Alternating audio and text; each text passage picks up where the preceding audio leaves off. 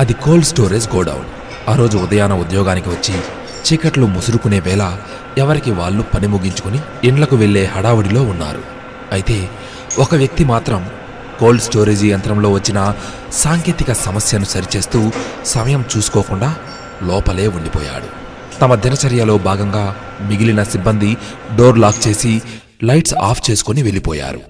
గాలి సైతం చొరబడని ఆ శీతల గిడ్డంగిలో తాను బందీనైనానని తెలుసుకోవడానికి అతనికి ఎక్కువ సమయం పట్టలేదు. ఎవరైనా ఉన్నారా అని పిలిచాడు.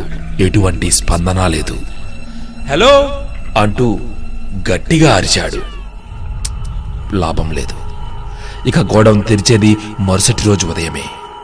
అప్పటికి తాను ఐస్ గడ్డల్లో సజీవ సమాధి అయిపోవడం ఖాయమని అతనికి అర్థమైపోయింది. తనపై ఆధారపడిన కుటుంబాన్ని తలుచుకొని కన్నీళ్లు ఆగలేదు. ఒకవైపు శ్వాస కూడా ఆడటం కష్టమైపోతూ ఉంది. ఇంతలో ఏదో వెలుతురు తన వైపే వస్తున్నట్టు గమనించాడు. అడుగుల చప్పుడు తన వైపుకే వేగంగా వస్తున్నట్టు అర్థమవుతోంది.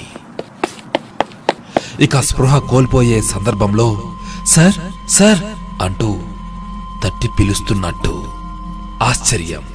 సెక్యూరిటీ గార్డ్ వచ్చి అతన్ని రక్షించాడు. ప్రాణాపాయ స్థితి నుంచి తేరుకొని సాధారణ స్థాయికి వచ్చిన అతను, నేను లోపలే ఉన్నానని నీకెలా తెలిసింది అని సెక్యూరిటీ గార్డ్ని ఆసక్తిగా అడిగాడు. ఎవరూ చెప్పలేదు సార్. ఈ ఆఫీసులో పనిచేస్తున్న 60 మందిలో ప్రతిరోజు డ్యూటీకి వస్తూనే నన్ను నవ్వుతూ హలో అని, ఇంటికి వెళ్లేటప్పుడు బాయ్ అని పలుకరించేది మీరొక్కరే సార్. ఈరోజు ఉదయం నన్ను పలకరించిన మీరు సాయంత్రం బై చెప్పకుండా వెళ్ళిపోయారేమో అని అనుకున్నాను. కానీ ఎందుకో నా మనసులో వెలితి. ఆ అనుమానంతోనే లోపలికి వచ్చి తనిఖీ చేశాను సార్, అంతే అన్నాడు. ప్రతిరోజు ఒక చిరుద్యోగిని మనస్ఫూర్తిగా పలుకరించే చిన్న పిలుపు అతని ప్రాణాలను కాపాడుతుందని ఎవరు ఊహించగలరు?